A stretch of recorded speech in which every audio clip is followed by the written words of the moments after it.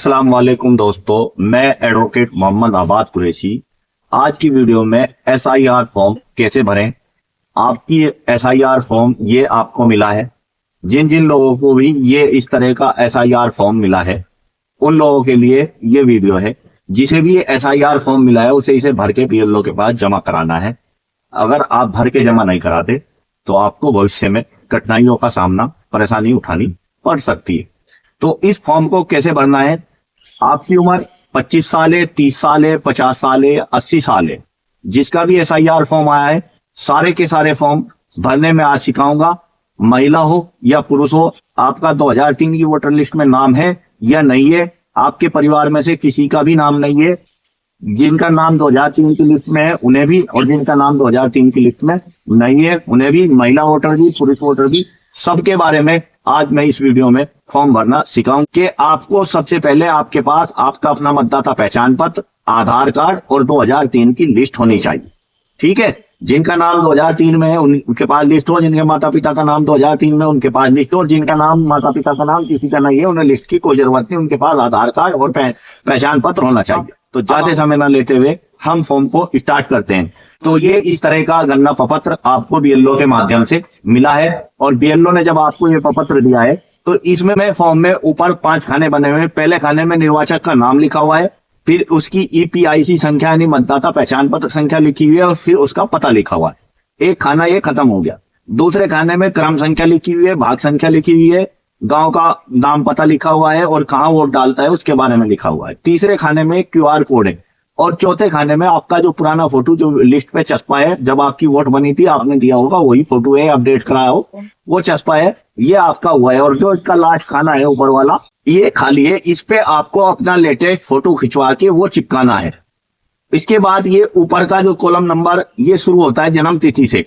यहाँ पे आप देखिए जन्म तिथि लिखी है, इसके सामने जो है कॉलम पूरा का पूरा ब्लैंक है, खाली है, इसमें जन्म तिथि लिखनी है। तो मैं आपको बता दूं, एक समस्या आ रही है कि लोगों के आधार कार्ड में जन्म तिथि अलग है, पहचान पत्र में जन्म तिथि अलग है और उनके डॉक्यूमेंट में जन्म तिथि अलग है। तो अब यहाँ जन्म तिथि लिखनी कौन सी है। देखो इसमें आपको मेरे हिसाब से आपको जन्म तिथि पहचान पत्र में जो आपकी जन्म तिथि लिखी हुई है वही आपको लिखनी है। कुछ पहचान पत्रों में उम्र लिखी हुई है कि 2007 में 27 साल की उम्र हो गई, तो उन लोगों को ऐसा करना है 2007 में से 27 घटा लेना है। जितना भी घट के आए वो सन मान लेंगे और तारीख हो जाएगी उनकी 1/1/1980। अब आपके आधार कार्ड में क्या लिखा है, मार्कशीट में क्या लिखा है, उससे यहाँ कोई फर्क नहीं पड़ रहा, क्योंकि आपने जब पहचान पत्र बनवाया था तो इस तरह जन्म तिथि आपने दी थी, ये आपने उम्र लिखवाई थी, वही लिखा हुआ है।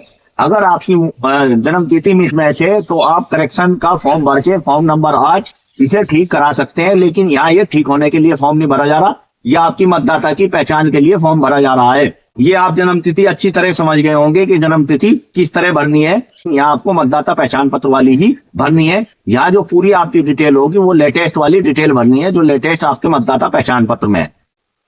तो दोस्तों अगला कॉलम आता है आधार संख्या। आपके आधार कार्ड में 12 अंकों की नीचे आधार संख्या लिखी हुई है, वो पूरी की पूरी आधार संख्या आप यहाँ लिख सकते हैं। यदि आप नहीं लिखना चाहते तो मत लिखिए, ये आपकी मर्जी है, क्योंकि इसे चुनाव आयोग ने ऐच्छिक कहा है, इसमें आपकी मर्जी बताइए। अगला कॉलम आता है मोबाइल नंबर।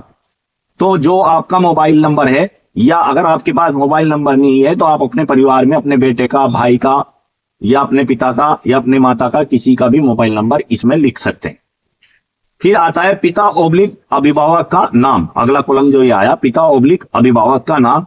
इसमें जो ये मतदाता है ये महिला मतदाता है, उसे भी पुरुष मतदाता है, उसे भी शादीशुदा है या कुंवारा है, उसे भी सबको अपने पिता का नाम लिखना है। अब यहाँ कंफ्यूजन हो रहा है, वही आधार कार्ड पहचान पत्र वाला। आधार कार्ड में पिता का नाम कुछ और है, पहचान पत्र में पिता का नाम कुछ और है।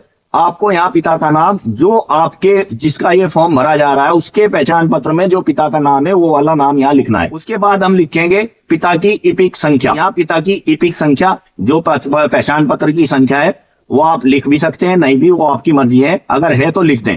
उसके बाद आता है माता का नाम। अब माता का पहचान पत्र ले लीजिए, माता के पहचान पत्र में जो माता का नाम लिखा हुआ है आप वही नाम लिख दें। यदि किसी की माता एक्सपायर हो रही है तो आप जो आपके डॉक्यूमेंट का सही नाम हो आप वो नाम लिख सकते हैं। और माता की पहचान पत्र संख्या यदि आपके पास उपलब्ध है तो आप अगले कॉलम में भर सकते हैं, नहीं भरना चाहे तो ना भरें, ये भी ऐच्छिक है। उसके बाद आता है कि ओब्लिक पत्नी का नाम।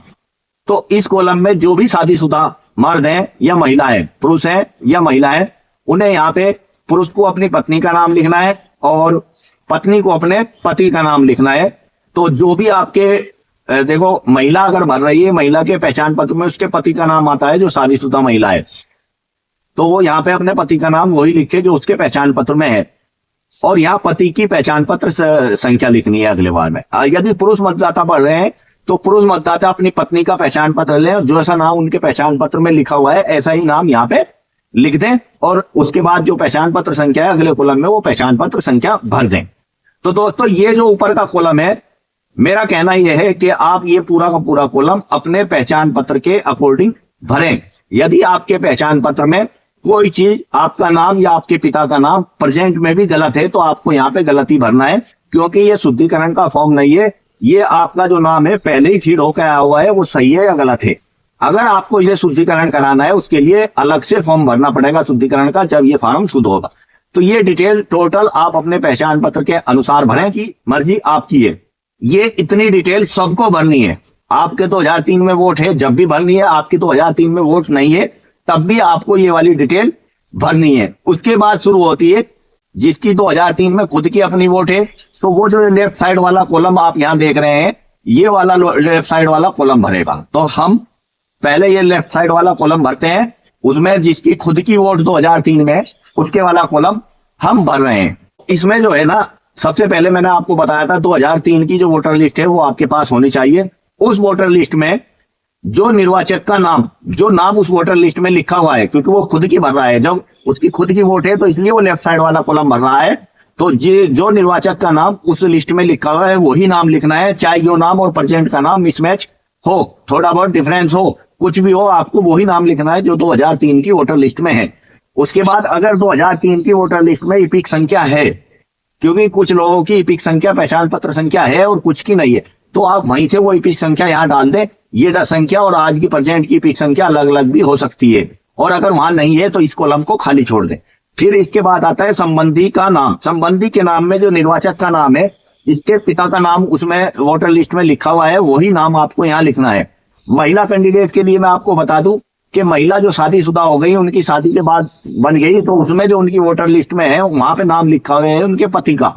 तो मेरे हिसाब से तो पति का नाम भरना चाहिए, लेकिन कुछ का कहना है कि यहाँ पे पिता का ही नाम भरना चाहिए। इसमें थोड़ा सा अभी कंफ्यूजन है, इसे मैं क्लियर नहीं कर पा रहा हूँ। आप कहीं से इस चीज को क्लियर कर लें।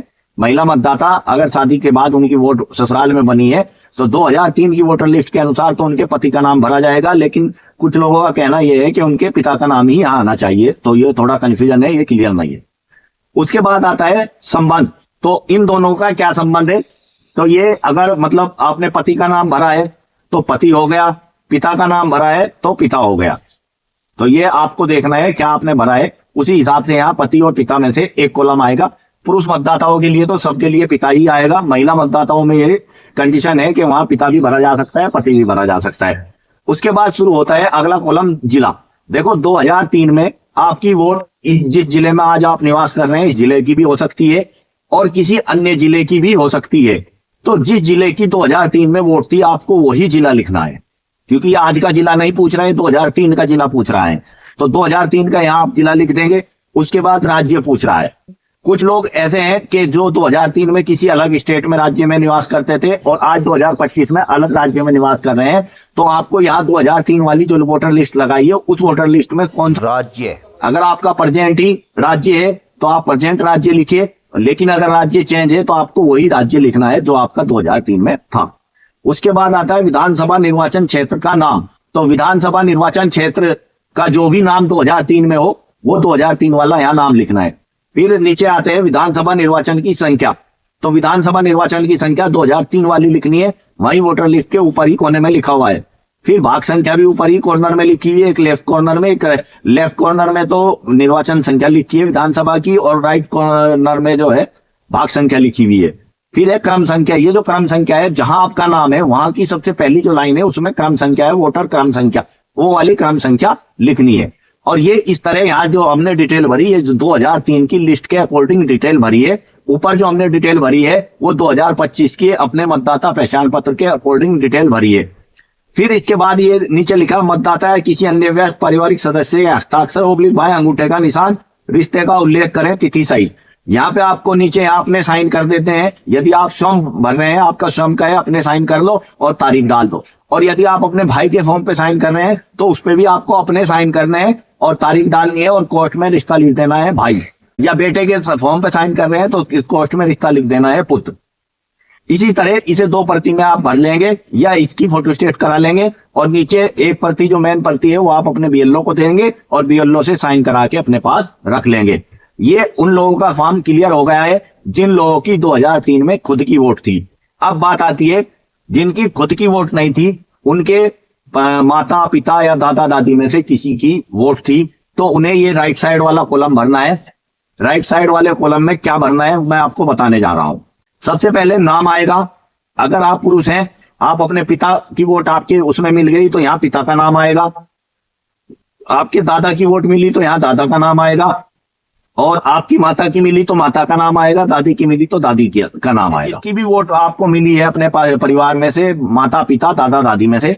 सबसे पहला नंबर पिता का है। पिता की नहीं मिलती तो माता की देखिए, माता की नहीं मिलती दादा की देखिए, दादा की नहीं मिलती दादी की देखिए। इन चारों में से जिसकी भी मिल जाए उसी की भर दें, एक की भरनी है। मान लो आपने अपने पिता की मिल गई, आपने अपने पिता की भरी तो यहाँ पिता का नाम आएगा। अगर वहां उस लिस्ट में 2003 की पिता की इपिक संख्या है तो वो इपिक संख्या आएगी यहाँ पे। और संबंधी का नाम पिता के पिता का नाम लिखना है यहाँ पे, यानी कि आपको अपने दादा का नाम यहाँ लिखना है। और संबंध लिखना है, आप जो है इनके पुत्र हो गए, आपने अपने पिता की भरी है तो यहाँ मेरे हिसाब से पुत्र लिखना है। कुछ लोग यहाँ पे पिता भी बता रहे हैं कि यहाँ पिता लिखना है कि हम अपने पिता की डिटेल भर रहे हैं, तो पिता पुत्र में से आप कोई भी लिख दें। मेरे हिसाब से तो दोनों सही है, बाकी आपके बीएलओ जो भी बता रहे हो आप उस हिसाब से यहाँ लिख सकते हैं। अगले कॉलम में यहाँ जिला लिखना है। जिला जो है 2003 वाली लिस्ट के अकॉर्डिंग लिखना है। लिस्ट के ऊपर ही लिखा रहता है कौन से जिले की वोटर लिस्ट है। उसके बाद राज्य लिखना है। राज्य जिस स्टेट का भी 2003 की डिटेल आप भर रहे हैं उसी का भरें। आपका वर्तमान स्टेट भी हो सकता है, अन्य स्टेट भी हो सकता है। महिला वोटरों में अधिकतर दूसरा स्टेट हो सकता है। फिर आ गया निर्वाचन, विधानसभा निर्वाचन का नाम। ये विधानसभा जो भी विधानसभा 2003 की थी वो वाला विधानसभा का नाम लिखना है। बहुत लोगों की विधानसभा 2003 में अलग थी और अब 2025 में अलग है, तो ये 2003 वाला लिखना है। फिर इसके बाद विधानसभा निर्वाचन की संख्या, मैंने बताया था लिस्ट के सबसे ऊपर में लेफ्ट कॉर्नर में विधानसभा संख्या लिखी है, वो आपको यहाँ भर देनी है। और राइट कॉर्नर में भाग संख्या लिखी है, तो वहां से भाग संख्या देख के आपको यहाँ भर देनी है। फिर आ गया क्रम संख्या। जहां आपकी वोट है पिताजी की, वहां से उसकी सबसे पहली लाइन में ही जब वोट देखोगे तो क्रम संख्या लिखी हुई है, वो क्रम संख्या यहाँ आपको भरनी है। तो ये बता दिया। इसमें जो मैं आपको बताया है कि जिसके मतलब स्वयं की वोट नहीं है, माता पिता या दादा दादी की वोट है, वो ये राइट साइड वाला भरेंगे, लेफ्ट साइड वाला नहीं भरेंगे। तो ऊपर के और नीचे के ये दोनों भरेंगे और दोनों भर के यहाँ अपने सिग्नेचर और तारीख डाल के बीएलओ के पास जमा कर देंगे। बीएलओ से रिसीव ले लेंगे, यहाँ पे नीचे साइन कराकर बीएलओ के। तो दोस्तों ये थी पूरा फॉर्म भरने की प्रक्रिया।